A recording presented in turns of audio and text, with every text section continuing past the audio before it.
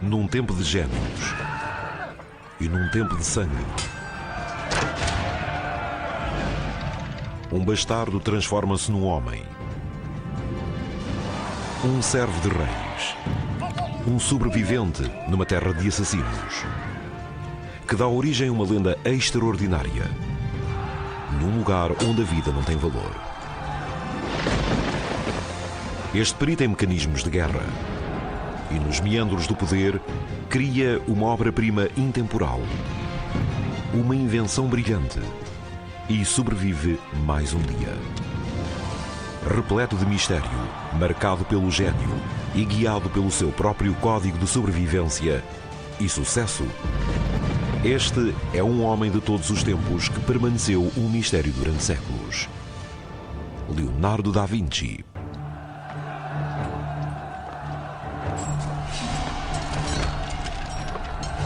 Constantinopla, a capital do Império Bizantino. Foi um símbolo da glória do Império Romano durante mais de 1000 anos. Mas após um cerco brutal, acaba por cair às mãos dos muçulmanos turcos. Logo após a queda de Constantinopla, o Papa Pio II recordou a toda a gente de toda a Europa que aquilo era um acontecimento histórico. O colapso do poderoso Império Bizantino parece ser o fim da própria civilização. Porém, a civilização está prestes a assistir a um renascimento. Com a morte da antiga cidade, morre também uma velha ideia e começa a nascer uma nova. Encontrar refúgio no Ocidente, nas cidades-estado de Itália. Para os bizantinos, Deus é o centro e o sentido de tudo. Mas uma ideia revolucionária, o humanismo, permite que se estude o homem e se façam novas explorações científicas. Esta é uma filosofia que encerra o poder de mudar o mundo. Se estudarmos Deus, podemos estudar a teologia e a filosofia de Deus. Mas se estudarmos o homem, podemos investigar a biologia, a zoologia, a antropologia, a tecnologia, enfim, ciências de todo o tipo. O humanismo fez o homem passar a concentrar-se no homem.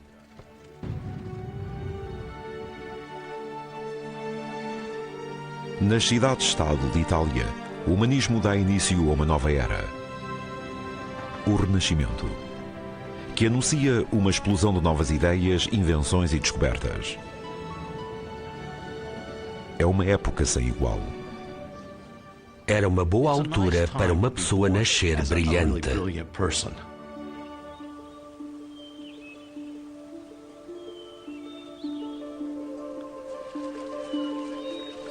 Numa pequena cidade rural da Toscânia, um rapaz descobre o mundo.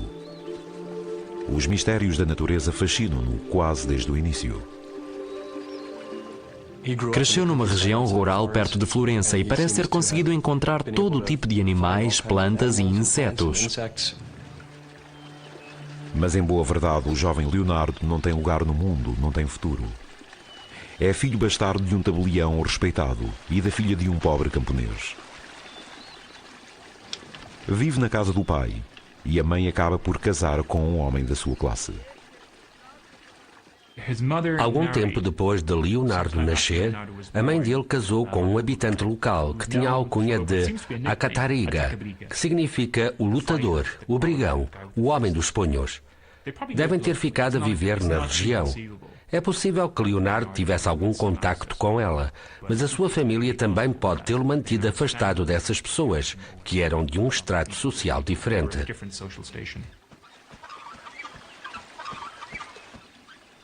O jovem Leonardo tem uma infância confortável com o pai e a madrasta, mas o facto de ser filho ilegítimo faz com que o seu futuro seja pouco promissor. É como se eu fosse um membro de segunda classe da família. É óbvio que são os descendentes legais que herdam o estatuto da família e substituem o pai nos negócios. Em certa medida, Leonardo foi afastado disso. Leonardo! Sì, madre. Torna a casa, immediatamente. Ma perché devi sempre fare di tutto un gioco? Destinado a ser comerciante, nem sequer pôde adotar o nome do pai. Fica conhecido como Leonardo da Vinci. A família não gasta dinheiro a mandá-lo estudar. Podemos imaginar o que deve ter sido ser considerado filho ilegítimo, numa época em que isso significava mesmo alguma coisa. Não podiam ter certas profissões. Eram aprisionados por algo que escapava ao seu controlo.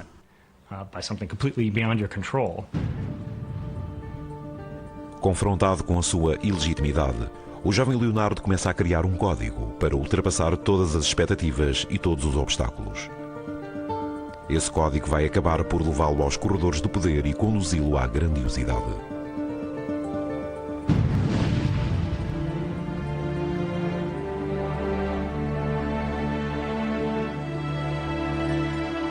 Na adolescência, Leonardo vai viver com o pai para Florença, uma cidade conduzida por políticos perigosos.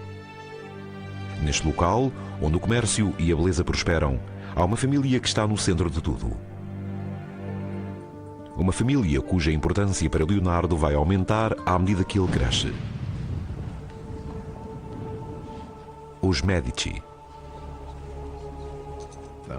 Os Medici administravam Florença porque eram os banqueiros. E embora a cidade fosse uma república e alguém devesse votar neles, eles controlavam os votos.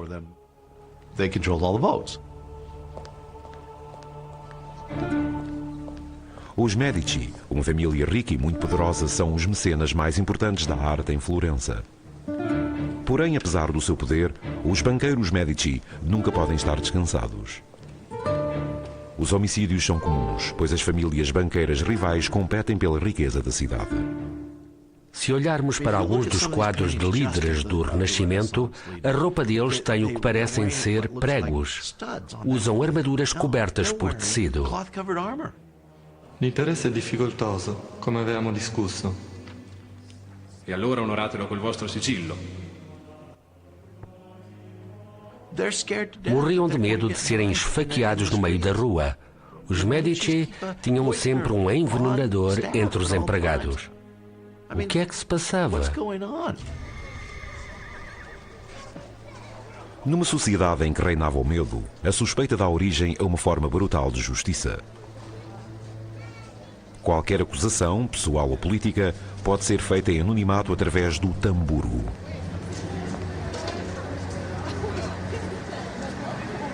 Essa caixa perigosa lança uma sombra negra sobre o futuro de Leonardo.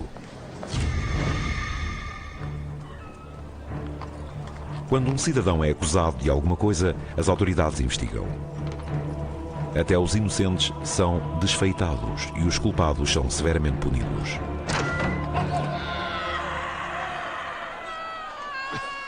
Ver um cadáver de alguém executado em público era algo comum numa cidade como Florença e por toda a Itália. Leonardo vive numa época e num lugar onde a vida não tem valor, sobretudo a das classes mais baixas. Sabe que tem de se libertar do seu estatuto de bastardo e conquistar uma posição respeitável na sociedade. E isso significa tornar-se membro de associações. Florença é uma cidade oficialmente governada pelas associações. É assim desde o final do século XIII. O governo de Florença é escolhido tendo em conta as associações mais poderosas. As associações são sindicatos profissionais. Mas na sua maioria, elas estão vedadas a um bastardo como Leonardo. É evidente que ele não tinha qualquer tipo de educação formal. Tê-la-ia tido se, em vez de ilegítimo, fosse filho legítimo do seu pai, pois era essa a norma.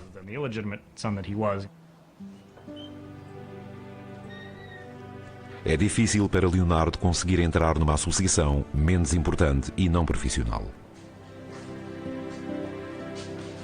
A única esperança que tem é o seu talento e a ajuda de um amigo do pai com uma posição importante. Tu devi essere Leonardo. Ti stavo aspettando. Tuo padre pensa che hai del talento. Em 1468, quando Leonardo tem 16 anos, o pai manda-o para junto de Andrea de Verrocchio, um artista muito conceituado de Florença. É assim que as coisas funcionam em Florença.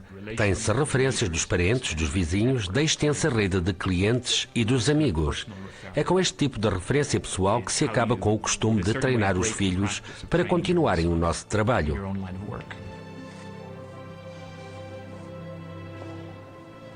Verrocchio aceita receber Leonardo como seu aprendiz para lhe proporcionar a experiência de que precisa para um dia ser aceito numa associação. É aqui que Leonardo começa a entender a ligação entre a arte e o poder. Os Medici, a família que controla Florença, encomendam muitos quadros a Verrocchio. No final do século XV, quando se cria um quadro em Florença, a pessoa em que se pensava era Verrocchio. À medida que Leonardo se torna parte do ateliê, percebe que pode superar as suas limitações sociais. O seu código emerge mais forte. Se as tuas circunstâncias te restringem, encontra sempre outra forma de alcançar os teus objetivos. Porém, do outro lado das paredes do estúdio, Florença está a entrar numa época perigosa. Quando o patriarca dos Medici, Piero de Medici, está às portas da morte, os inimigos conspiram para usurpar o controle da fortuna da sua família. Piero, ti senti un po' meglio? Solo la morte può recarmi conforto adesso.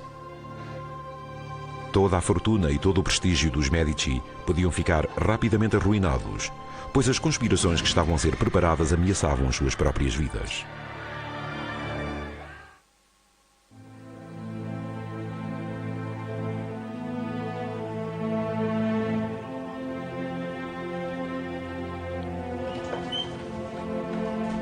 Quando o jovem Leonardo da Vinci chega a Florença para construir uma carreira, a cidade está à beira da violência. A família que controla Florença está reunida junto ao leito de morte do patriarca Piero de Medici. Grandes perigos esperam o seu filho Lorenzo, com apenas 20 anos, pois a família banqueira rival, os Pazzi, conspira contra ele. Questa è la mia ultima volontà per te, Lorenzo. Devi guidare questa casata e guidare Firenze. Nessun altro può farlo. Devi stare attento, molto attento. Os problemas entre os Pazzi e os Medici eram de cariz comercial. Nunca acreditamos que os negócios podem acabar em homicídio, pelo menos os negócios que estão fora do submundo dos Soprano ou de algo do género. Mas era isso que estava a acontecer. Quem fosse líder tinha a cabeça a prémio. A família Pazzi quer o poder e a riqueza dos Medici e vai fazer tudo para os conquistar.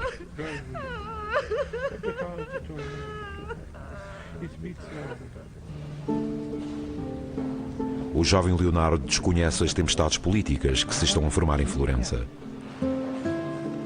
Embora nunca os conheça, os Medici vão ter uma enorme influência na sua jovem e ambiciosa vida. No estúdio, Leonardo continua a trabalhar e o seu código fala aprender tudo o que pode para superar as expectativas do seu professor. Os seus apontamentos refletem o quanto existe de si mesmo. O pintor deve desenvolver todas as suas competências porque não há dignidade em fazer bem uma coisa e a outra mal. O ateliê de Verrocchio está repleto de todo o tipo de instrumentos. Possui vários tipos de tecnologia, não só para pintar quadros, mas também para pintar cerâmica, fazer esculturas de mármore e de bronze e outras técnicas metalúrgicas, como a fundição de canhões e de sinos.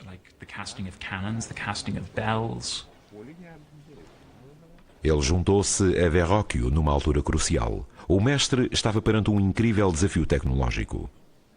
Uma das coisas que Leonardo viu no ateliê de Verrocchio foi o desenho e depois a concepção de um globo, que foi colocado no topo de um dos edifícios mais importantes de Florença. Saranno 2 tonnellate di rame dorato e deve essere bilanciato alla perfezione. Ma come, maestro? A construção da bola de 2 toneladas e a arte de engenharia que foi necessária para a colocar no topo do Duomo vão rivalizar com a construção da própria Catedral de Florença. Vai ser feita de cobre e adornada com uma amálgama de mercúrio. Não podiam chamar outras pessoas para o fazerem por eles. Tinham de fazer tudo sozinhos, de memória, com as técnicas que tinham aprendido. Por isso ele acumulou imensos conhecimentos, não só de educação artística, mas também de formação prática de engenharia e mecânica só por estar naquele estúdio. Leonardo estuda o collar granda, ou grande guindaste, que vai içar objetos de grandes dimensões para o alto da cúpula e a grua giratória do topo.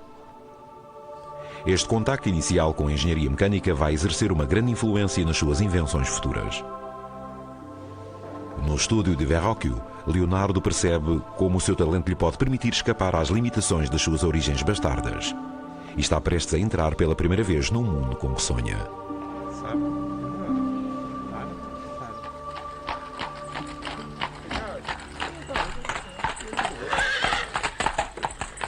Verrocchio e os seus alunos são convidados para levar o seu melhor trabalho ao Palácio dos Medici para prepararem uma visita do influente Duque de Milão.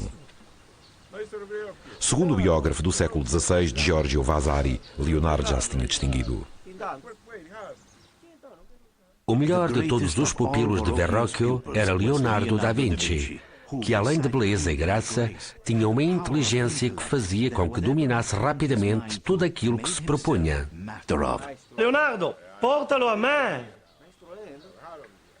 Naquela casa grandiosa, os jovens vão ver como a riqueza e a beleza se misturam nos lares dos poderosos. Uma lição inspiradora para todos eles.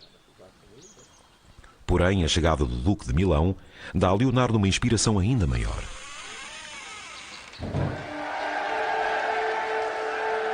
Quando o Duque, o patriarca da família Sforza, desfila por Florença, Leonardo observa-o no meio da multidão entusiasmada. Como Leonardo, o Duque é um intruso sem linhagem, mas mesmo assim está no topo do poder. A família Sforza, de Milão, descende dos condottieri, dos mercenários, que a dada altura deixaram de ser soldados contratados e passaram a casar com membros de famílias de linhagem política e acabaram por assumir o controlo de Milão.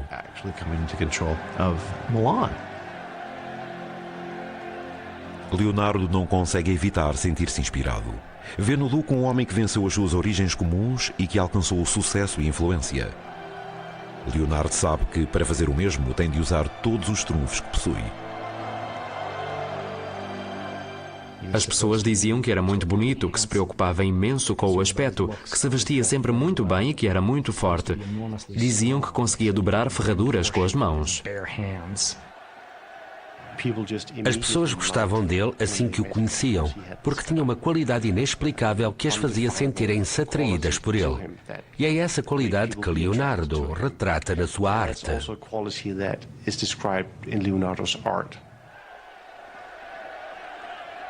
Embora seja muito cedo para Leonardo saber, o seu destino e o seu futuro vão depender da família de Sforza, enquanto usa o seu carisma e o seu talento para construir uma vida melhor.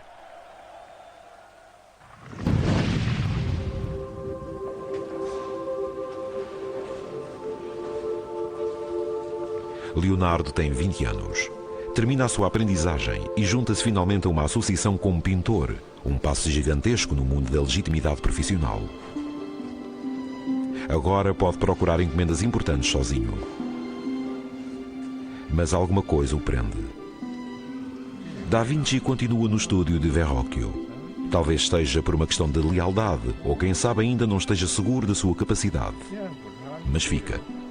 A vantagem é que não tem de tentar sobreviver sozinho. Tudo indica que Leonardo não tem temperamento para abrir a sua própria loja. Usa um tocco leggerissimo qui, Leonardo. Leggerissimo. Uma grande parte das encomendas de quadros era, pelo menos em parte, entregue ao jovem Leonardo. Por isso, ele era um parceiro prestável e versátil para a firma.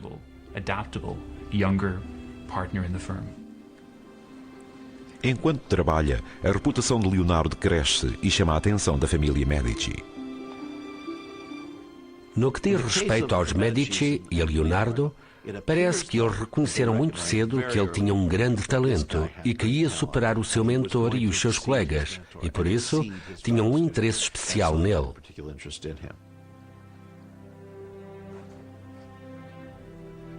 No ateliê, enquanto protegido de Verrocchio, surge o primeiro grande trabalho de Leonardo. É considerado o seu quadro mais antigo. O Anjo à esquerda, no canto do quadro de Verrocchio, o Batismo de Cristo, é apenas um fragmento, um vislumbre do gênio que ainda estava para vir. Leonardo escreveu que só o pupilo medíocre não supera o seu mestre. E a história diz que depois de ver o Anjo de Leonardo, Verrocchio não voltou a pintar. Hoje conseguimos ver todas essas qualidades nesse quadro e perceber que foi a mão de outra pessoa que o fez. Um pintor excepcional que não está presente no resto do quadro. Leonardo tinha uma capacidade incrível de ver o movimento e de o captar nos seus quadros. Por exemplo, nos caracóis do cabelo que têm uma certa elasticidade. Era capaz de sugerir isso com a tinta de uma forma que mais ninguém conseguia. Leonardo é talentoso, bem relacionado, atraente, sabe o que quer e está prestes a garanti-lo. No entanto, o ciúme e a inveja dos outros, vozes anónimas e acusações, vão pôr em perigo tudo o que construiu e ameaçar recambiá-lo para o esquecimento.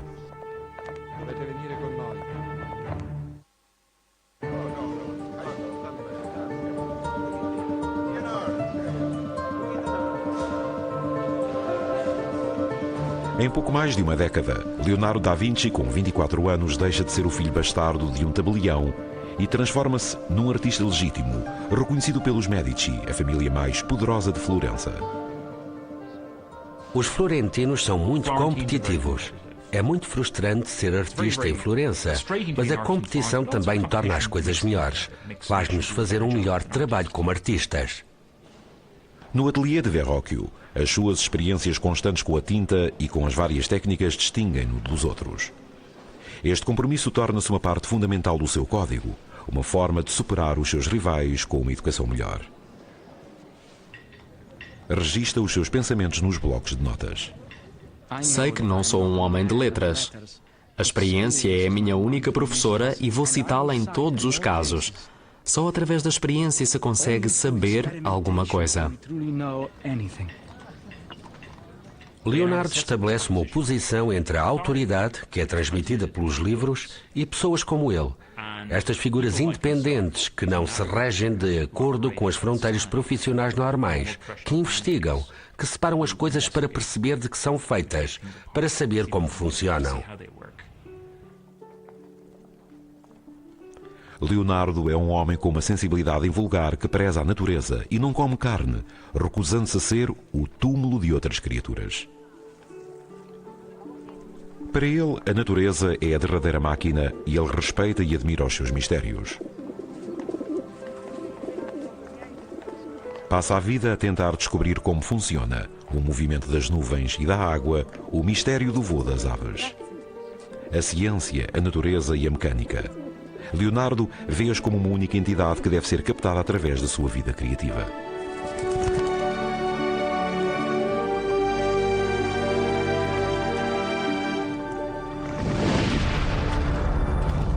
A natureza é uma coisa e a natureza humana é outra. O sucesso que o fez superar o seu estatuto de bastardo também lhe valeu alguma inveja e ressentimento. Há forças negras a conspirar contra ele. Inconsciente do perigo, Leonardo envolve-se em novas experiências. Para perceber a natureza da luz e da sombra, examina a queda da chama de uma vela num tecido e a forma como o olho humano registra. As suas notas revelam a importância que dá a estes estudos. Não se pode reconhecer nada sem luz e sombra. Só através dos olhos, a janela da alma, é que compreendemos verdadeiramente o funcionamento complexo da natureza. Tinha moldes feitos de tecido adornado e fazia a luz mover-se através deles. Colocava as velas numa posição, olhava para as sombras, desenhava-as, deslocava apenas a luz para o outro lado e desenhava novamente esse pedaço de tecido que não se moveu. A única coisa que mudou foi a ação da luz e da sombra dele.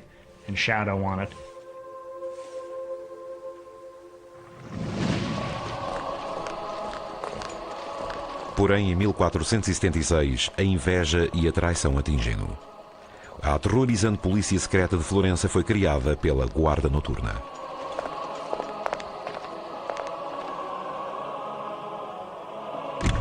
Messer Leonardo da Vinci.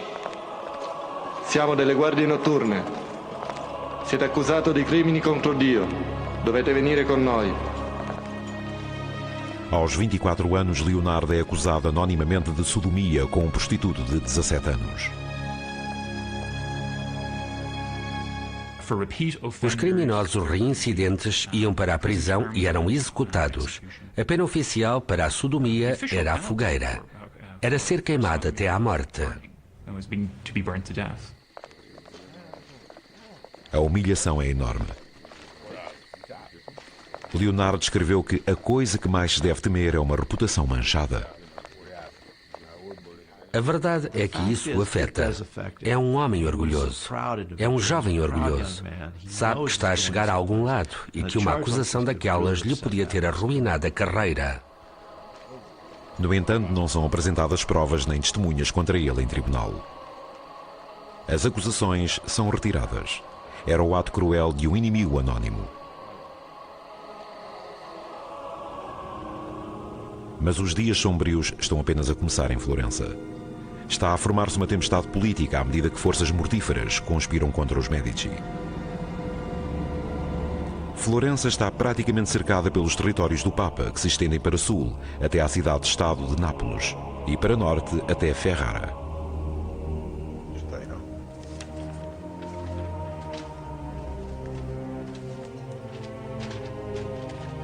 Mas este reino não é suficiente para o avarento Papa Sisto IV.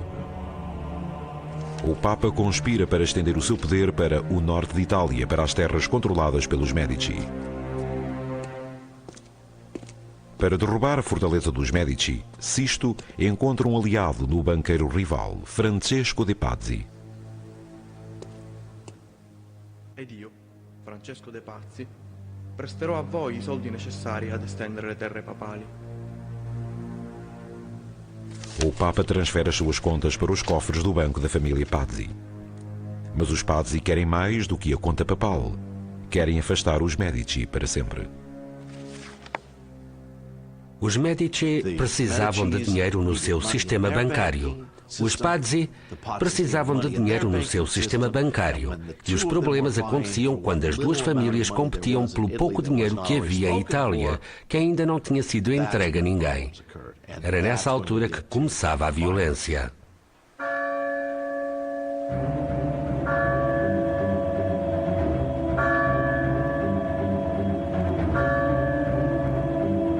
Estamos na Páscoa.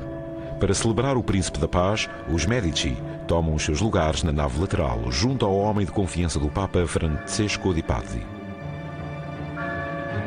Não fazem ideia do perigo que correm. Tudo começa numa altura da missa previamente combinada.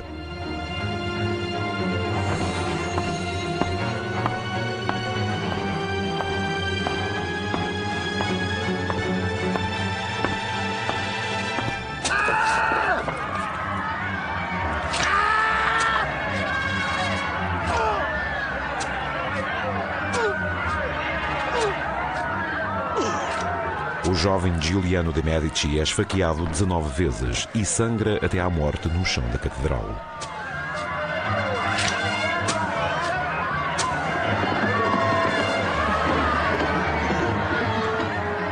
O seu irmão ferido Lorenzo escapa por pouco. A família Pazzi acredita que com o apoio do Papa vai escapar imune. Está redondamente enganada. Os apoiantes dos Medici agrupam-se depressa e aniquilam a descendência dos Pazzi com uma violência extraordinária. O contra-ataque de Lorenzo é rápido e impiedoso. Percebemos o poder dos Medici na sequência do assassinato e pela vingança imediata. Os criminosos não tinham direitos. Foram castigados de uma forma muito pública. Nesse mesmo dia, Francesco de Pazzi é enforcado com outro conspirador, o arcebispo de Pisa.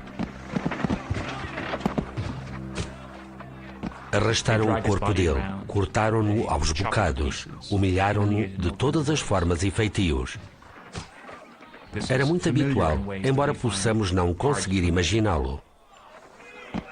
Mas os Medici ainda não tinham terminado. Um dos assassinos consegue escapar. Algumas semanas depois, Bernardo Baroncelli, o assassino do irmão de Lorenzo, é finalmente capturado e enforcado perante uma multidão entusiasta. Leonardo da Vinci estava presente. O jovem Leonardo estava a desenhar aquele corpo enforcado e a anotar quem era a pessoa e o que tinha vestido. É uma das primeiras coisas que temos dele. Leonardo faz o famoso desenho de Baroncelli pendurado na forca. Ver o cadáver de um criminoso condenado era algo comum numa cidade como Florença e por toda a Itália.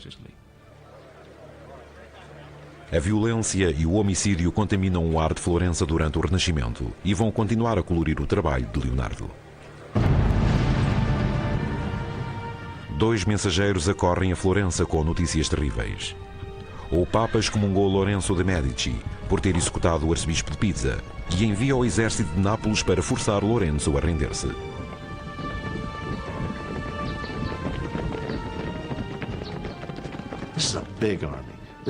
Era um grande exército que ia ser difícil de derrotar sem uma perda económica enorme e sem se perderem vidas e sem haver uma agitação social.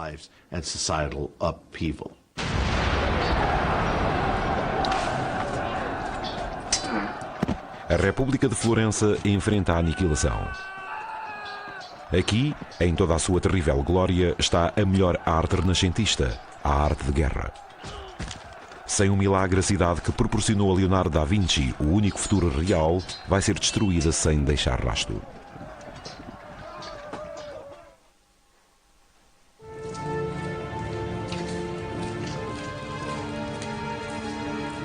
Messer Leonardo da Vinci. Leonardo da Vinci foi preso por causa de falsas acusações de sodomia e a sua reputação foi manchada. A seguir, é a própria cidade de Florença que é ameaçada quando entra em guerra com Nápoles. Para castigar os Medici pela execução de um dos seus arcebispos, o Papa Sisto mandou o rei Ferdinando de Nápoles invadir Florença e atacar o exército florentino, que era mais pequeno. As forças florentinas, maioritariamente constituídas por mercenários, combatem com a violência persistente de assassinos profissionais, mas o exército mais poderoso de Nápoles ganha vantagem rapidamente e esmaga as forças de Florença com uma crueldade impiedosa.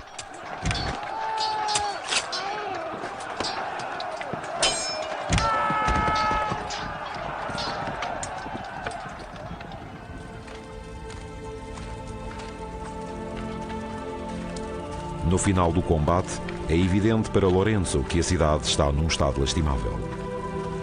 As suas tropas estão a ser dizimadas e ele tem de encontrar uma forma de pôr termo a esta guerra e salvar Florença. Se olhar para a paisagem política geral, Lorenzo pode descobrir uma saída.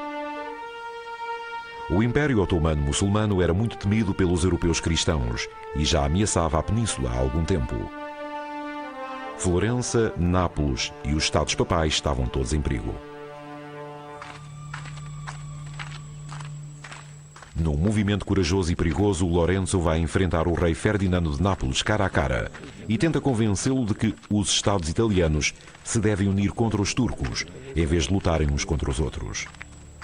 Se a sua missão falhar, é o fim de Florença. Se uma bombarda colpisce a segno in linea diritta 10 braccia. O risco era grande. Podia ter morrido. Podia ter sido mantido como refém. Enquanto esteve ausente, podia ter sido substituído por usurpadores. Intrigado, mas pouco convencido, o rei prende-o, enquanto pondera a sua proposta.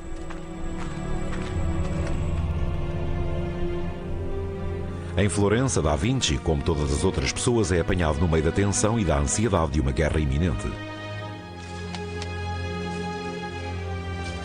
Começa a desenhar escadas e outros aparelhos para defender e subir muros.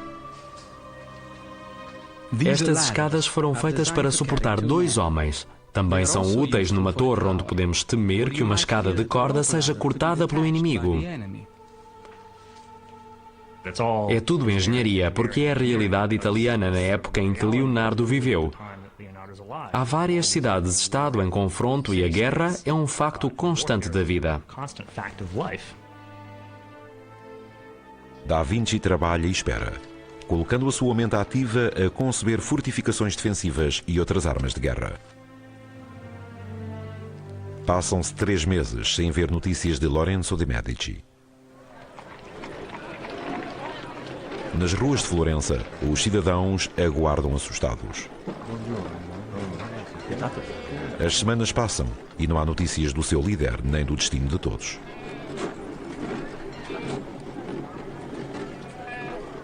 As pessoas voltam aos seus negócios à medida que a esperança diminui.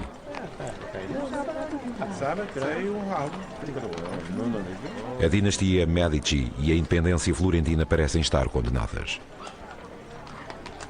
Sabiam qual era a sua situação. Deviam estar nervosos, enquanto Lorenzo esteve no campo de um oponente. Podia perder a sua riqueza e a cidade. Os florentinos podiam perder a cidade.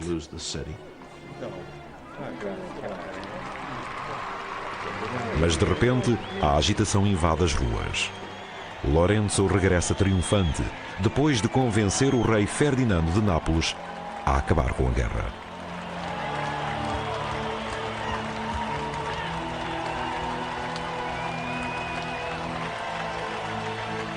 A multidão celebra a sua coragem e a arte de governar. Lorenzo, o Magnífico, tinha salvo Florença.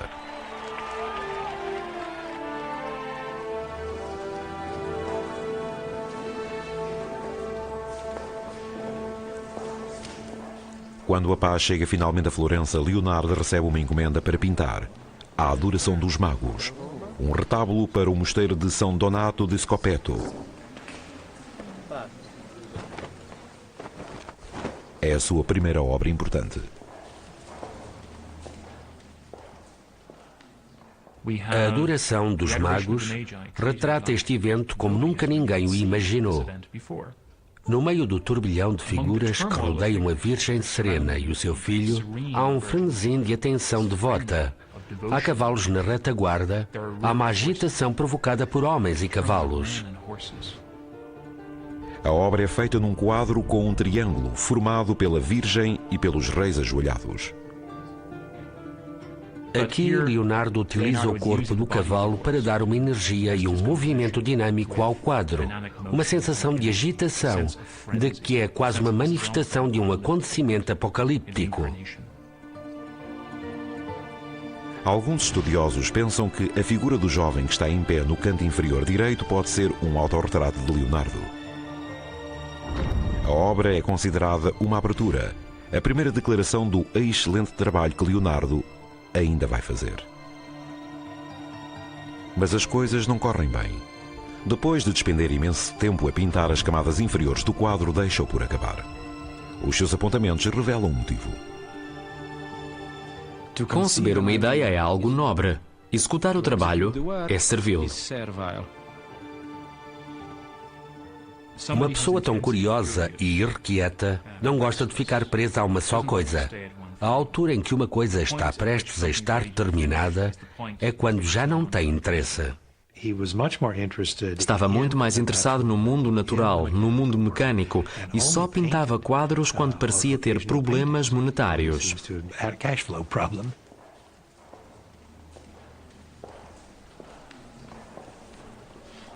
É uma má altura para Da Vinci pôr o quadro de lado.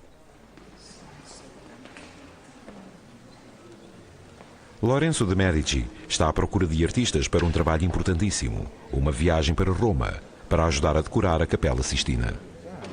É o tipo de trabalho com que um jovem artista como Leonardo só podia sonhar. Uma verdadeira oportunidade de brilhar diante dos mecenas mais importantes de Itália. A escolha de Lorenzo vai afetar o futuro de Leonardo e moldar o seu destino para o bem ou para o mal.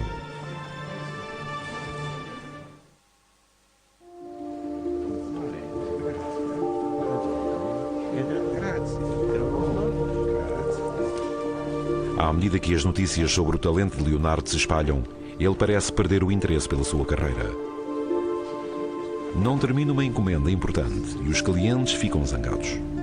E quando Lorenzo Magnífico seleciona os seus melhores artistas para enviar para Roma, Da Vinci não é escolhido. A Adoração dos Magos é uma das maiores obras-primas do Renascimento, embora Leonardo não tenha terminado o quadro. Algumas pessoas acreditam que idealizou o resto na sua mente e que isso era suficiente para ele e que não precisava de pegar no pincel e fazê-lo a sério. Por isso, viu-se envolvido em vários processos, porque não conseguia acabar o seu trabalho. Não consegue lidar com as condições normais de produção, com a clientela, os contratos, nem entregar o trabalho num determinado prazo, de acordo com as especificações de um mecenas. Não terminou nada. Atualmente os psicólogos têm nomes para essas coisas. Talvez tivesse síndrome de déficit de atenção, ou fosse obsessivo-compulsivo, talvez fosse ansioso, ou tivesse uma depressão. Não se sabe exatamente qual era o seu mal, mas parecia ter alguma coisa a afligir-lhe a mente. Os maiores dons de Da Vinci, a sua imaginação agitada e uma corrente interminável de ideias, complicam o seu caminho para o sucesso. Mais uma vez, as circunstâncias impedem-no de avançar e ele tem de encontrar outra forma de alcançar os seus objetivos. Não temos a certeza de que queria mesmo ser artista. Foi essa a forma que encontrou para entrar na vida da corte e do mecenato. Mas quando lá chega, parece que deixa tudo isso para trás. Insatisfeito com a pintura, Da Vinci decide que está na hora de mudar. O seu código exige que encontre outra forma de satisfazer a sua ambição. Precisa de começar de novo e de novas oportunidades, por isso vai para Milão.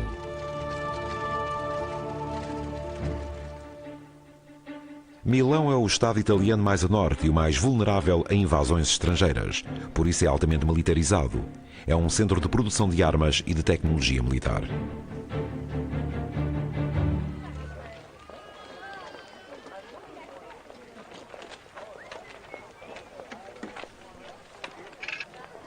À medida que passa pelos armeiros das ruas de Milão, Da Vinci descobre uma cidade vibrante, sempre à beira de uma batalha, sempre pronta para se defender não apenas de cidades-estado rivais, mas também da superpotência francesa. Da Vinci vê nos instrumentos de guerra, grandes e pequenos, um futuro que não podia idealizar em Florença. Itália é um teatro de guerra, pois as forças locais enfrentam as forças mais poderosas da Europa e os resultados são desastrosos. Há uma carta que chega ao Palácio Real de Milão. Cuidadosamente redigida e com um tom arrogante, apresenta ao Duque Ludovico de Sforza as credenciais de Leonardo da Vinci. Não como artista, mas como um gênio da engenharia militar. Tenho planos para pontes extremamente leves e fortes, prontas para serem transportadas da forma mais simples possível. Tenho planos para construir morteiros fáceis de transportar, capazes de atirar pedras pequenas e dar origem ao que parece uma tempestade, e criar fumo para aterrorizar o inimigo. No caso de um bombardeamento de canhão falhar, posso fazer catapultas e outras máquinas com uma precisão incrível, e não no seu uso normal. Os desenhos de Da Vinci são visionários. O seu carro de combate blindado é o aperfeiçoamento de uma famosa ideia antiga.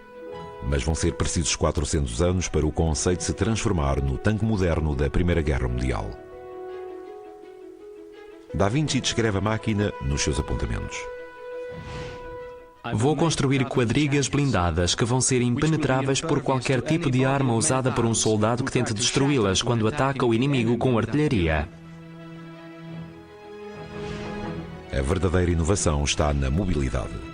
É impulsionado por manivelas movidas por homens ou impelido por cavalos, e as manivelas estão ligadas a 4 rodas propulsoras.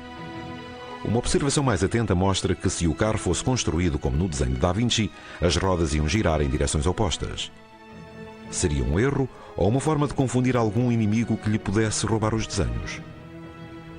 Temos vários desenhos feitos por Leonardo, que mostram instrumentos de guerra com um aspecto selvático. Quadrigas com foices que rasgavam a carne dos inimigos.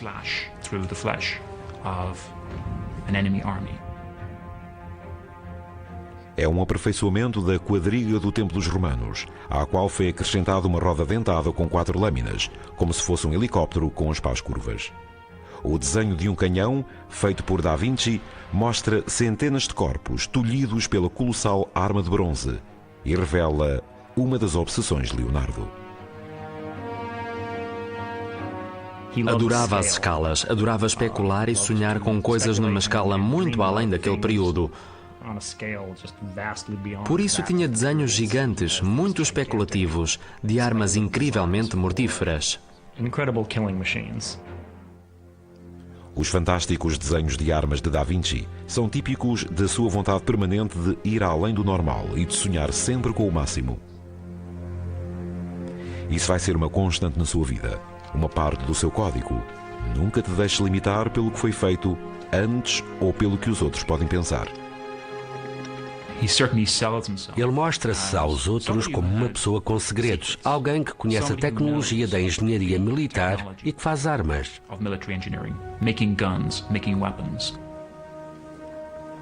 Da Vinci espera que Ludovico Sforza, o Duque de Milão, o coloque a construir essas máquinas de guerra. Ludovico Sforza é irmão do Duque de Milão assassinado. Ele é o regente, o governante efetivo de Milão, e controla a política de defesa, a política estrangeira do Estado milanês. Ludovico só vai ficar no poder até o seu tímido sobrinho Gian Galeazzo ter idade para ocupar o lugar, se algum dia lá chegar. Couché, adesso vai pure. Ho degli affari da sbrigare. Toda a gente supõe que a única coisa que Ludovico quer é o Ducado de Milão. Ele está a preparar tudo para o conseguir. Contudo, os exércitos dos reis e a cruel incerteza da política vão destruir os sonhos de glória de Ludovico e tudo o que Da Vinci desejou.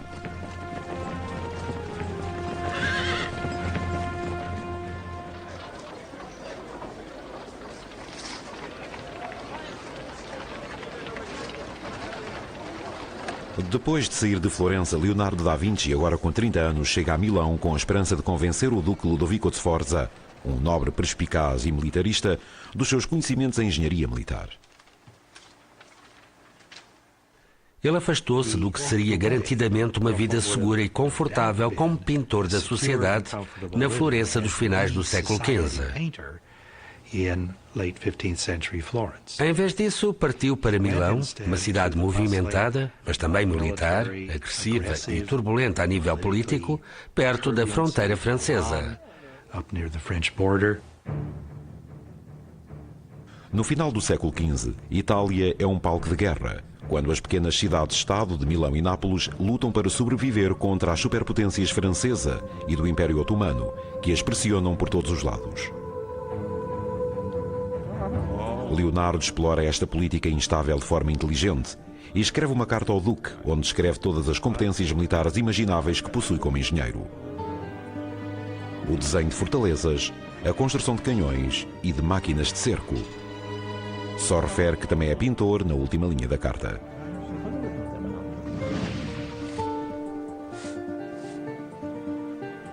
Infelizmente, Da Vinci tem de pôr de lado o seu entusiasmo em relação aos desenhos militares. O Duque precisa de um retrato da sua amante. Apesar do descontentamento de Leonardo, o quadro torna-se um dos seus trabalhos mais conhecidos e mais importantes. A Dama com Arminho. A obra é revolucionária.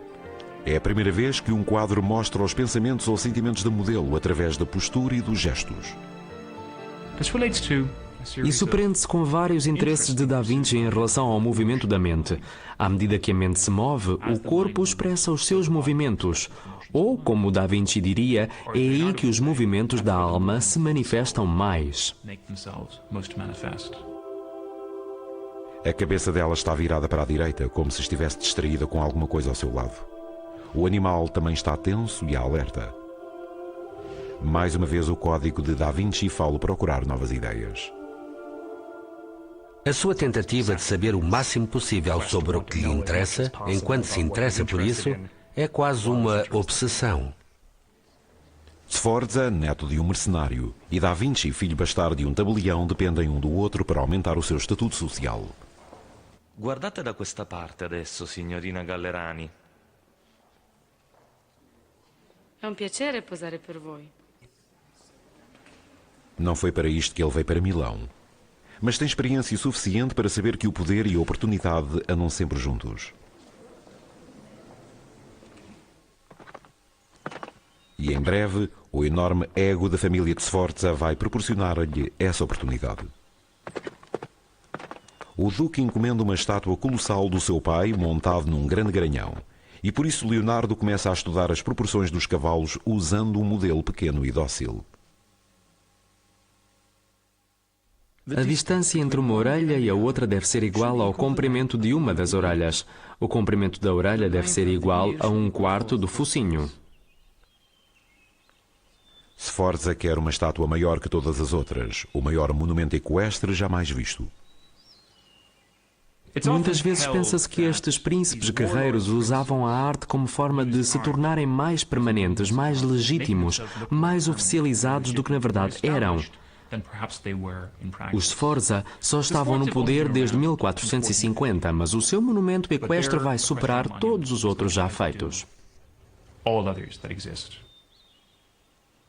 Leonardo considera o desafio de criar a estátua de 7 metros de altura uma oportunidade para construir uma carreira, e que ela seria um triunfo da arte e da tecnologia que duraria uma eternidade. Vai dedicar mais de 12 anos a construí-la. Ia ser uma estátua com uma escala muito maior do que tudo o que tinha sido feito antes, e era preciso todo o tipo de novas tecnologias para se descobrir como construir aquilo. Aumentando a sua visão e sua perícia ao máximo, Leonardo vai criar inúmeros modelos mais pequenos em barro e passar os anos seguintes a tentar descobrir como moldar o colosso em 60 toneladas de bronze. Como queria moldar o cavalo numa só peça, tinha de o fazer de cabeça para baixo e de cavar fossos de fundição. A cidade de Milão está construída no vale de um rio e dispõe de um lençol freático. A cabeça do cavalo estava a apontar para baixo e deve ter ficado ao nível desse lençol. Se o lençol freático começasse a aquecer, podia haver problemas graves, talvez até uma explosão.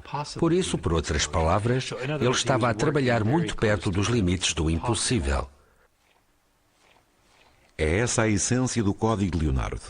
Ir além do esperado, não apenas no trabalho, mas também na vida.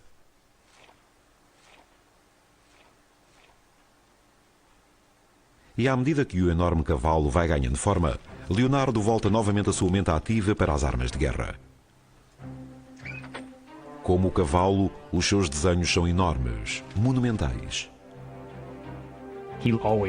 Ele cria sempre coisas enormes, muito maiores do que tudo o que existia na altura, e a besta gigante é um bom exemplo da sua mentalidade. Tem mais ou menos o comprimento de um caminhão.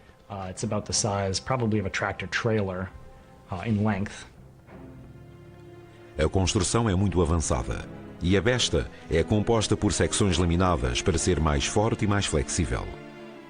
A corda, puxada por uma engrenagem sem fim, pode ser disparada silenciosamente. As pessoas olhavam para os desenhos de Leonardo e para coisas como a besta gigante e pensavam que era uma ideia original, mas não era. O que Leonardo faz é pegar numa ideia comum e ver até onde pode levá-la. Começa a escrever os seus famosos cadernos de apontamentos. Uma obsessão que o vai acompanhar toda a vida e que nos confunde até hoje. Calcula-se que escreveu mais de 15.000 páginas até morrer.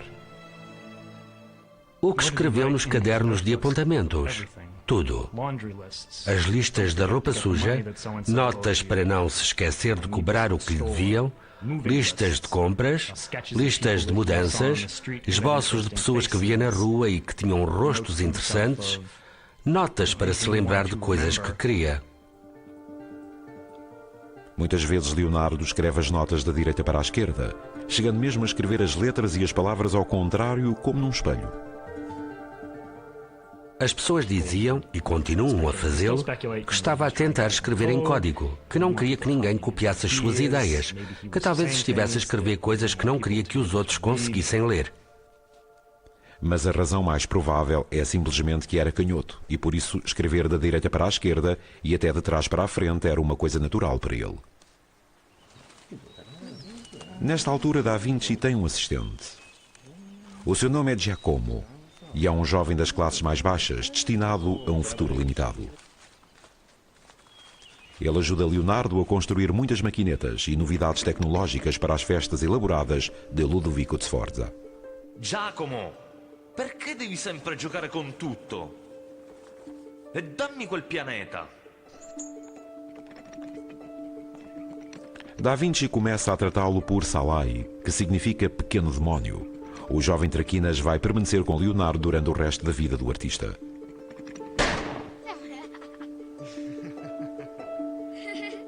E o nome de Salai vai aparecer mais vezes do que qualquer outro nos apontamentos de Leonardo. Salai vai estar ao lado de Da Vinci num dos dias mais importantes da sua vida.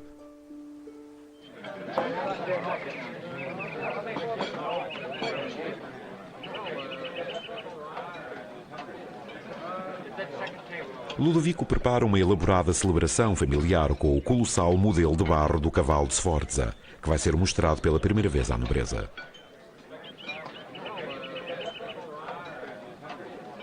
O cavalo Sforza devia ser a maior estátua equestre de todo o mundo e destinava-se a anunciar as glórias da casa dos Sforza e talvez também a garantir a Leonardo um lugar na corte durante toda a vida. A festa, como o cavalo de Da Vinci, é uma celebração do poder de Ludovico. Entre os convidados estão a bela esposa de Ludovico, Beatrice d'Este, e o seu sobrinho, o verdadeiro duque Gian Galeazzo, agora com 25 anos. Tornou-se bastante evidente que o jovem Galeazzo Sforza tinha sido posto de lado pelo tio Ludovico, que queria o ducado para si. Gian Galeazzo nunca vai assumir o poder. Dentro de um ano estará morto. Algumas pessoas dizem que foi envenenado, permitindo que Ludovico se torne finalmente duque. Sem nada para atrapalhar a sua ambição, ele vai colocar Milão e Leonardo em rota de colisão com a guerra. Siamo pronti, Leonardo!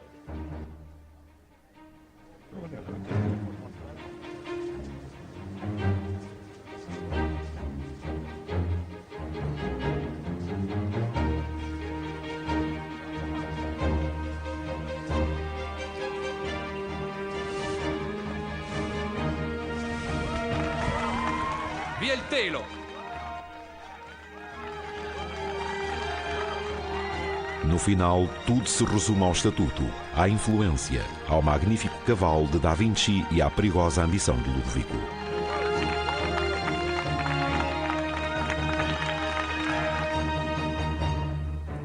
Em 1494, quando o novo Duque de Milão junta forças com a França, os dois poderosos aliados invadem a cidade-estado italiana de Nápoles.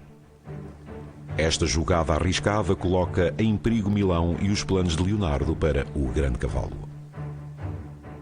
As coisas chegaram ao ponto de haver pouco metal e de o Duque de Milão ter de escolher entre forjar canhões ou dar um metal a Leonardo para fazer uma estátua. Ele preferiu escolher a opção mais prática e cuidar da sua própria defesa.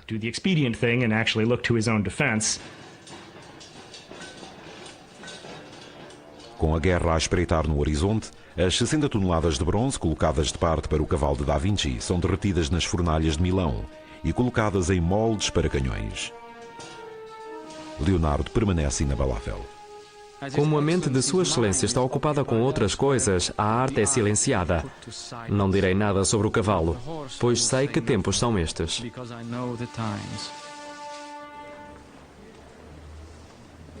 O Duque, que continua cheio de vontade de deixar um grande legado do nome de Sforza, dá outro trabalho a Da Vinci. Um mural religioso para a Igreja da Corte, Santa Maria das Graças, que devia ser decorado com o brasão da sua família e que se vai tornar uma das maiores obras-primas do mundo. Porém, para desespero dos padres, os anos passam e não há sinais da obra terminar. Maestro Leonardo, quando pensate sarà finito? Ho solo bisogno di mettere una faccia a Giuda. No, fermo lì. La vostra sembianza sarà perfetta. Leonardo passa mais de 3 anos difíceis a pintar o mural, uma representação complexa e bela da última refeição de Cristo com os apóstolos. Chama-se A Última Ceia. O quadro de Leonardo é revolucionário para a época e capta o momento dramático em que Jesus diz aos apóstolos: "Um de vós me há de trair." Nos seus apontamentos, Leonardo descreve a forma como os gestos e os rostos dos apóstolos transmitem uma aflição tão intensa. Um deles junta os dedos e volta-se com o rosto austero para o seu mestre. Outro, com as mãos abertas a mostrar as palmas, encolhe os ombros. A atenção que Da Vinci dá à resposta humana revela a sua obsessão pela ciência. Ele dominava a anatomia, era um mestre da geometria, era um mestre da perspectiva. E ao utilizar todas essas ciências, Leonardo conseguia criar uma arte que, de certa forma, era científica. A pintura era uma fonte de conhecimento, tal como a geometria. Contudo, em A Última Ceia, Leonardo leva a sua abordagem científica longe demais quando faz experiências no quadro, incorporando-lhe óleo que não é compatível com a base de gesso. Decide tentar uma nova técnica para pintar o fresco, e isso não resulta. Na verdade, destrói uma grande parte do que tinha feito com tanto esforço. Em algumas décadas, a umidade das paredes começa a desintegrar a pintura a óleo. Mas Leonardo não está lá para ver isso acontecer. A França, antiga aliada de Milão na guerra contra Nápoles, tem um novo rei com outro objetivo: a rendição de Milão. Leonardo está prestes a perder o seu mecenas, a sua segurança e tudo aquilo por que lutou.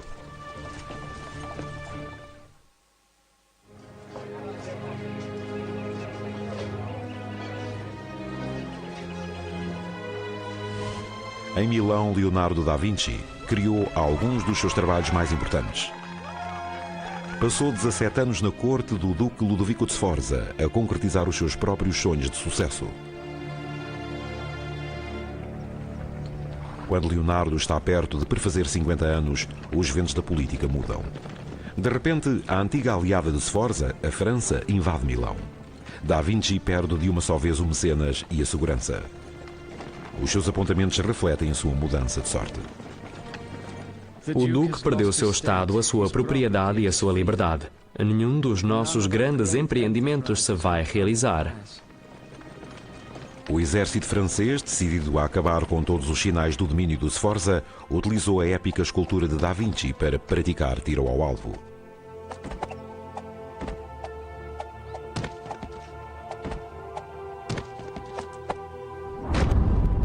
Foi um ato simbólico. Mostra o quanto estes monumentos equestres eram associados ao poder de um determinado governante. Só depois é que era uma excelente obra de arte. Mas antes de mais, era um símbolo. Com este ato cruel, Da Vinci percebe o quanto o seu sucesso pode ser efêmero e o quão vulnerável ele é à natureza inconstante da política.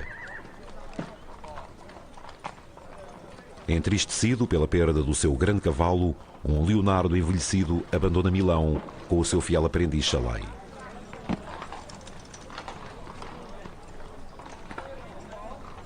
Tem de abandonar todo o seu trabalho, o cavalo destruído, a última ceia.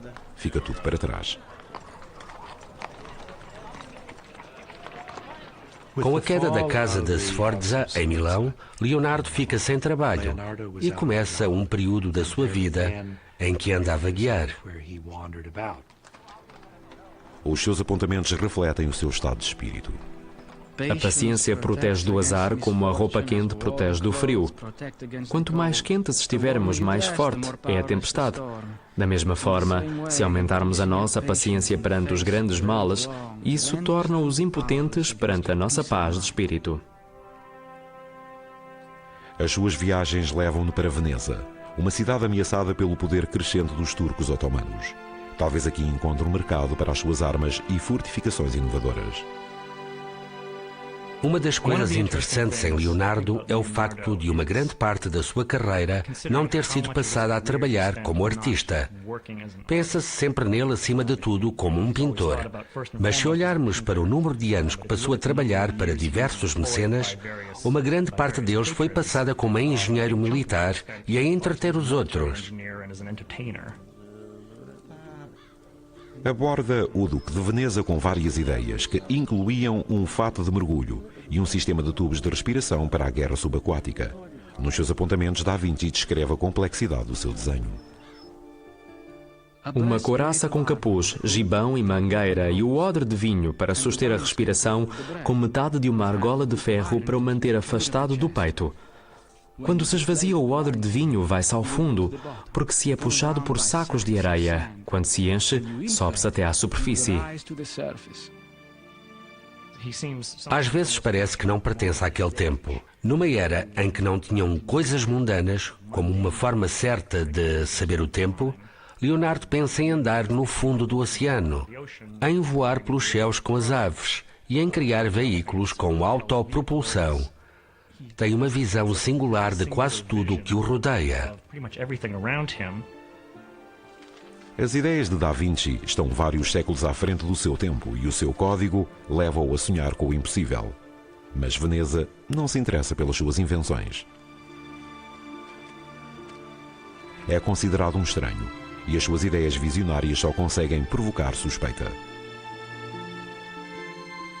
Rejeitado, tem de tentar realizar os seus sonhos no outro lado. Volta para Florença, a terra da sua infância.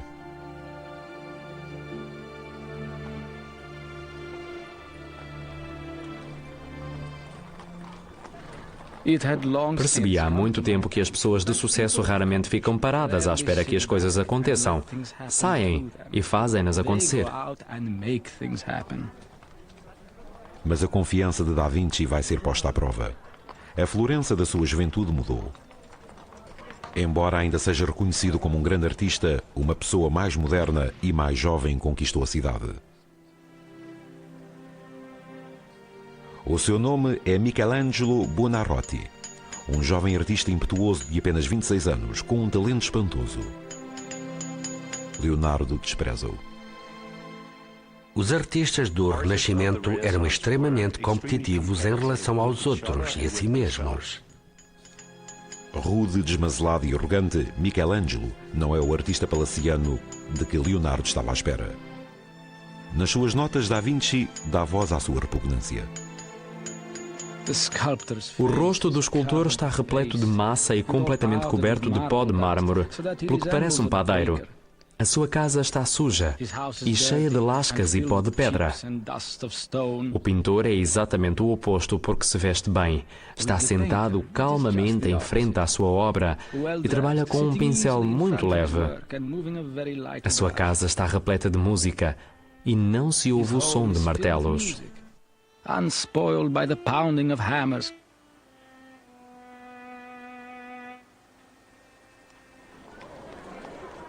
A enorme hostilidade entre Leonardo e Michelangelo depressa se torna pública. Um dia, quando Michelangelo se aproxima numa rua movimentada, Leonardo faz ao escultor uma pergunta sobre Dante. Chiedi a Michelangelo. Lui ha letto Dante. Spiegatelo da solo. E già che ci sei, spiega come hai imbrogliato la gente di Milano con il tuo impossibile cavallo. Ofendido com o insulto que o recorda do seu fracasso, Da Vinci fica ressentido e continua a criticar o trabalho de Michelangelo. Penso que o estou a citar com exatidão, quando criticou pintores como Miguel Ângelo e disse: a sua anatomia faz as pessoas parecerem sacos cheios de nozes. Leonardo tinha quase mais 25 anos que Michelangelo e estava desanimado. Todas as noites punha de lado os quadros com menos paixão do que na noite anterior. A sua escrita reflete o seu desespero crescente e a sua idade cada vez mais avançada. Ó tempo, devorador de todas as coisas, ó idade pavorosa, como destróis e consomes tudo com os teus implacáveis anos, aos poucos e poucos numa morte lenta. Deprimido, Leonardo tem uma oportunidade dada por um dos mecenas mais improváveis. Um homem cuja perfídia supera a de todos os outros, mesmo neste tempo de violência. O seu nome é César Borgia e está decidido a percorrer um caminho sangrento para chegar ao centro de Itália.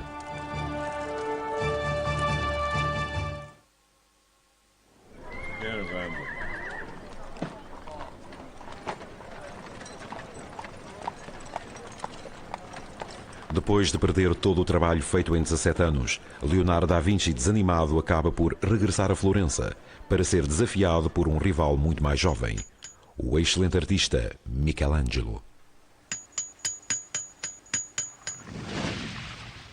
Os seus apontamentos revelam que, mesmo perante tudo isso, o seu código exige que ele continue. Os obstáculos não me conseguem esmagar. Cada obstáculo tem de produzir uma resolução firme. Quem tem o olhar fixo numa estrela distante não vacila. Em 1502, o Papa Alexandre e o seu filho bastardo, um dos tiranos mais temidos daquela época, César Borgia, oferecem uma oportunidade a Da Vinci.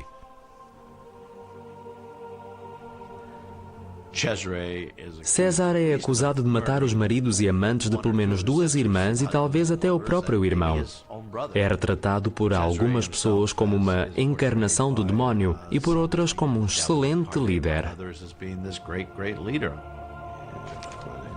Borgia personifica a corrupção e a ânsia de poder que definiam o papado.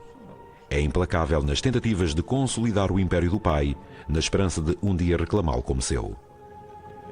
Uma a uma, as cidades da Romanha, no norte de Itália, caem perante o exército papal de Borgia, que aumenta cada vez mais a área que pretende conquistar.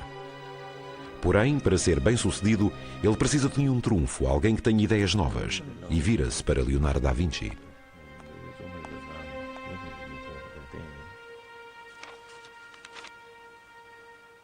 Ecco le vostre carte. È un onore servirla. Borgia atribuiu-lhe o título de chefe de engenharia geral. E Leonardo deve ter tido a oportunidade de observar os verdadeiros horrores de uma guerra em primeira mão.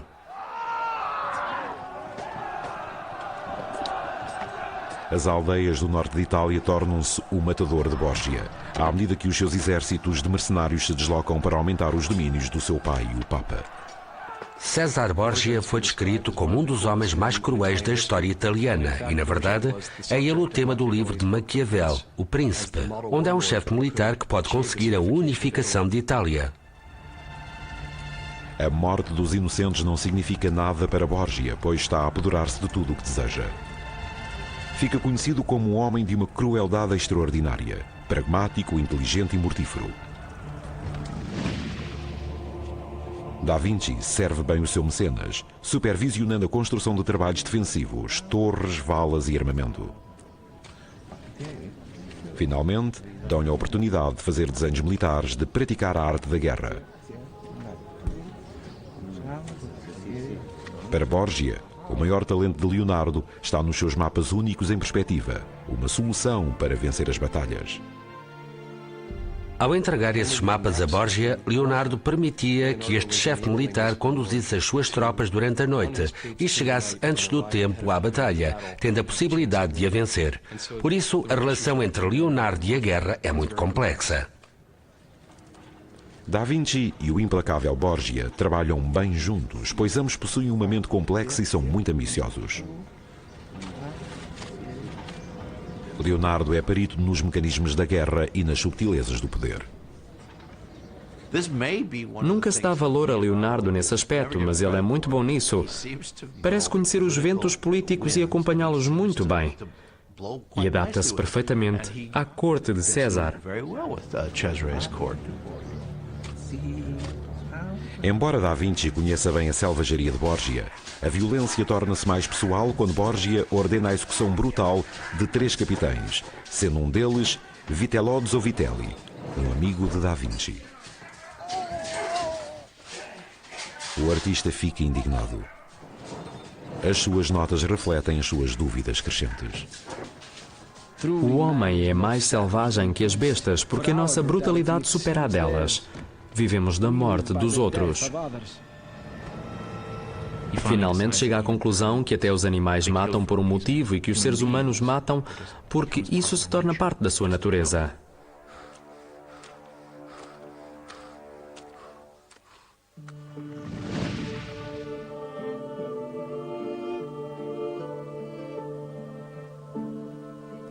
Da Vinci deixa de trabalhar para Borgia e regressa à Florença e à pintura, talvez para explorar o lado mais suave da natureza humana.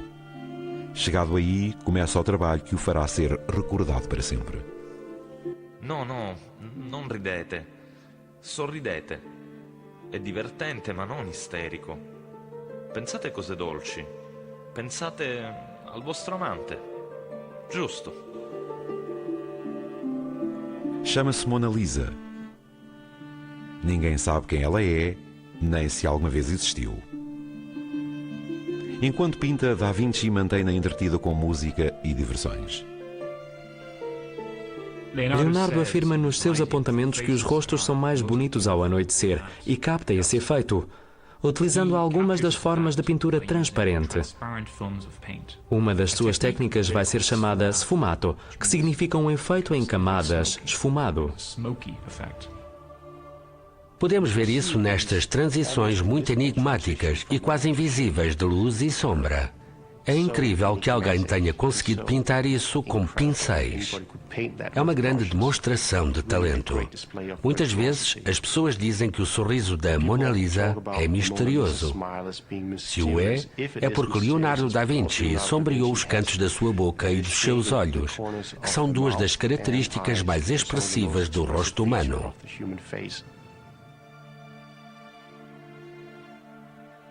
Serve para sugerir que a Mona Lisa é um quadro misterioso, que há algo muito secreto nela.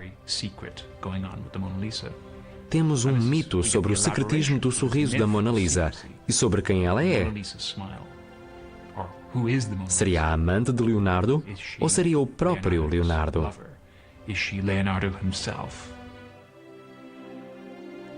A história não revela a sua verdadeira identidade. O biógrafo de Da Vinci, Vasari, identifica-a como a Mona Lisa Gioconda, a esposa de um mercador. Mas Vasari nunca viu o quadro e Da Vinci não deixou nenhuma pista. Andou com o quadro durante anos e estava sempre a trabalhar nele. Nunca estava acabado. Só existe como vemos hoje porque ele morreu. A Mona Lisa será para sempre um trabalho inacabado. Uma manifestação física do seu código, do seu compromisso para alcançar o impossível, a perfeição na pintura.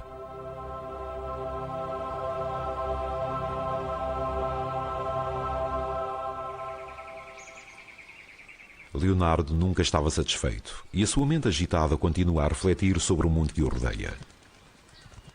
Uma das suas maiores obsessões é o mistério do voo. Num tempo em que não havia fotografias, ele conseguiu olhar para as aves em voo e perceber que elas não se limitam a agitar as asas para cima e para baixo, mas que o movimento é muito complexo, em forma de 8, e que as asas das aves se inclinam, sobem, viram e descem a cada batida. Utiliza os seus conhecimentos de engenharia para conceber máquinas que espera serem capazes de voar e faz uma previsão arrojada. O homem vai ter asas. Se eu não o conseguir, um dia outra pessoa o fará. Adapta o brinquedo de uma criança e transforma-o num aparelho voador, usando uma engrenagem helicoidal em vez de rotores como os helicópteros modernos. Cria máquinas voadoras baseadas em asas de morcego, cujas asas se movem como as das aves, e tem uma armação elaborada que até inclui um sistema de controle de voo. Diz-se que tentou pôr uma máquina a voar, que ela se despenhou e que alguém partiu uma perna durante essa tentativa. As máquinas de Leonardo são incríveis e fantásticas, da mesma forma que o fantástico é fantasia. Podiam não funcionar, mas eram muito importantes no que diz respeito à mente e à sua capacidade de pensar para além do óbvio.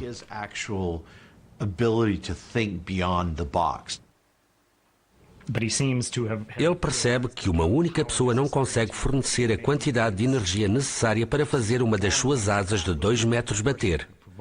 Por isso, começou a fazer desenhos mais complexos, com motores de algum tipo, que armazenam energia suficiente para as asas baterem durante algum tempo, até o motor parar. Leonardo só pensa em usar uma única asa fixa numa fase mais tardia da sua vida. Uma ideia que vai fazer com que se consiga voar centenas de anos mais tarde. Apesar de todos os seus esforços e dos seus projetos extraordinários, ele nunca consegue resolver o enorme desafio do voo humano. Mas continua a tentar fazê-lo durante quase toda a vida. É um homem brilhante, é um engenheiro brilhante no que toca à teoria, mas talvez a parte prática das coisas, da engenharia, que tantas vezes escapa aos grandes pensadores, também lhe tenha escapado a ele.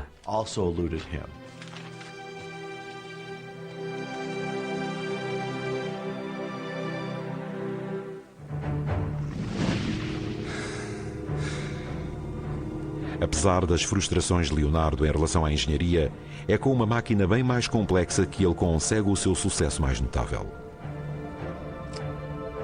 A sua enorme obsessão com o momento da morte faz com que se torne perito no funcionamento do corpo humano.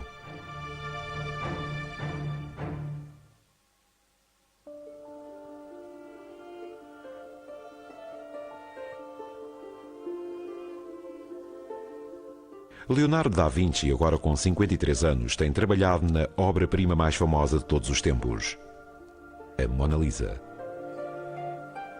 Vai continuar a trabalhar nesse quadro e vai mantê-lo consigo até ao dia da sua morte. A sua obsessão pela perfeição artística e a precisão técnica fazem-no seguir um caminho surpreendente.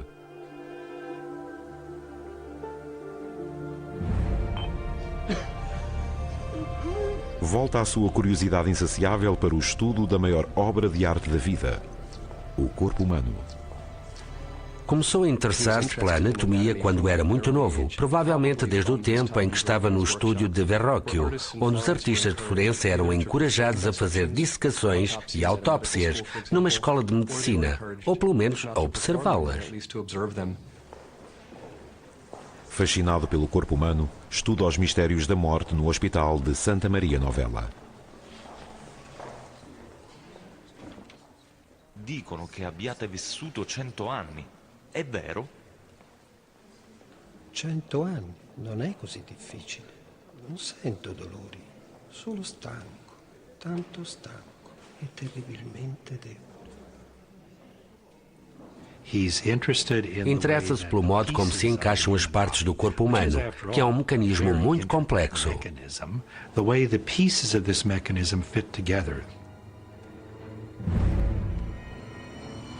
Algumas horas depois do velho homem morrer, Da Vinci vai à morgue cavernosa desmontar a derradeira máquina da natureza.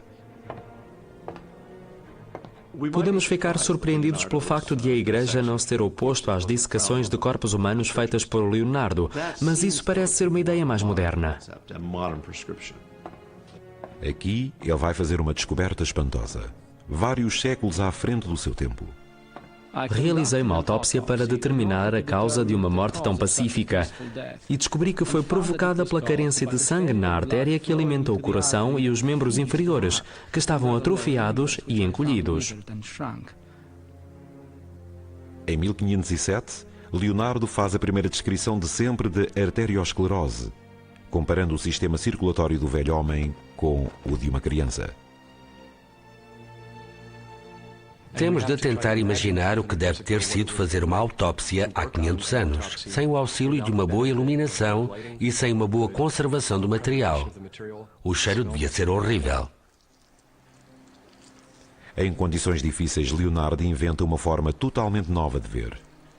Mais tarde, as suas secções transversais e os seus diagramas vão influenciar muito o método moderno de ver a anatomia e a maquinaria. O seu código, como ele mesmo, torna-se mais maduro. A experimentação continua a ser o principal método para conseguir o que nunca ninguém conseguiu. Inspiro-me na urgência de fazer as coisas. Saber não é suficiente, temos de atuar sobre isso. Não é suficiente dispormos-nos a fazer alguma coisa. Temos de a fazer.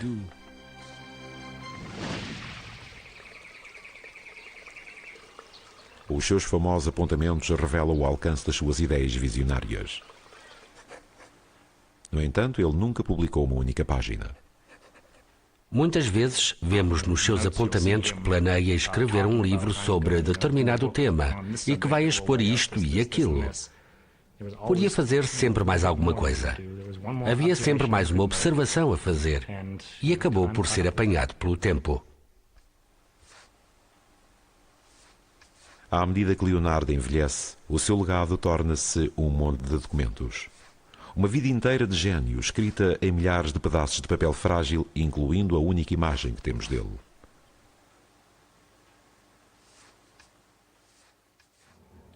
Há uma imagem de um velho que se costuma indicar como sendo um autorretrato. Mas não temos a certeza. Não tem título. É apenas um esboço no meio de milhões de esboços que ele fez. Penso que o facto de desconhecermos tanta coisa sobre Leonardo é interessante. Perto do final da sua vida, em 1517, o rei Francisco I de França, um grande admirador e colecionador do seu trabalho, convida Da Vinci e os seus dois assistentes, Sala e Francesco Melzi, para irem viver para o seu castelo real em Clou.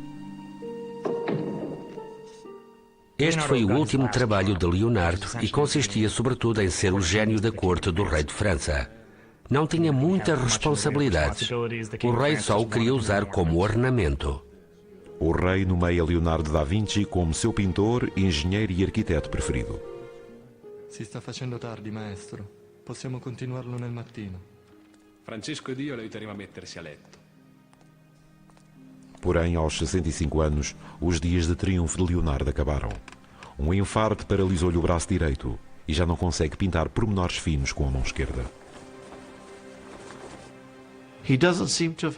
Parece que ele não tinha obrigações. Nos últimos anos de vida, Leonardo parece ter feito pouco mais do que desfrutar a vida. E gozou-a a valer. Penso que foi a parte boa de uma reforma muito merecida.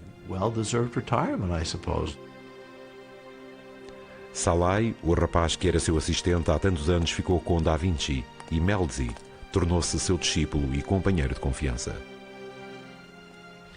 Naquela altura, Leonardo tinha a Mona Lisa e mais alguns quadros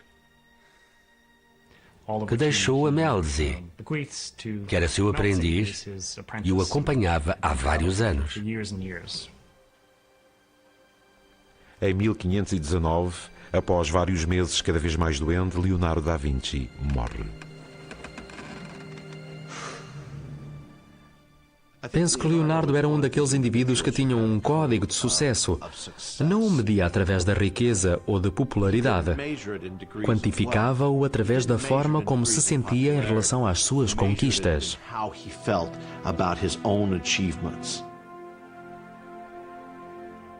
Para mim, Leonardo da Vinci representa alguma coisa dos próprios seres humanos. Representa uma pessoa que superou vários obstáculos sociais e nos mostrou o que somos capazes de alcançar.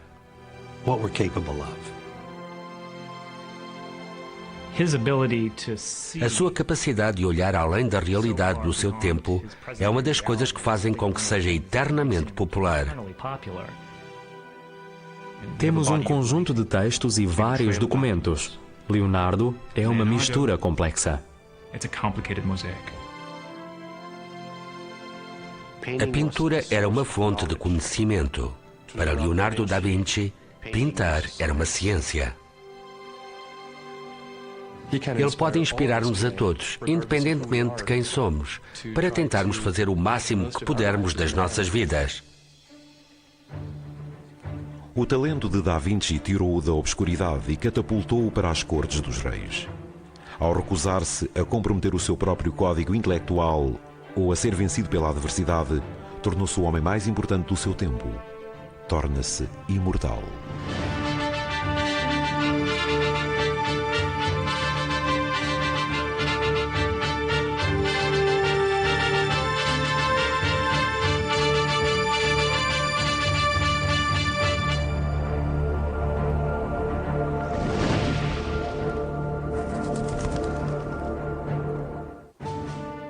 Versão portuguesa Santa Claus audiovisual.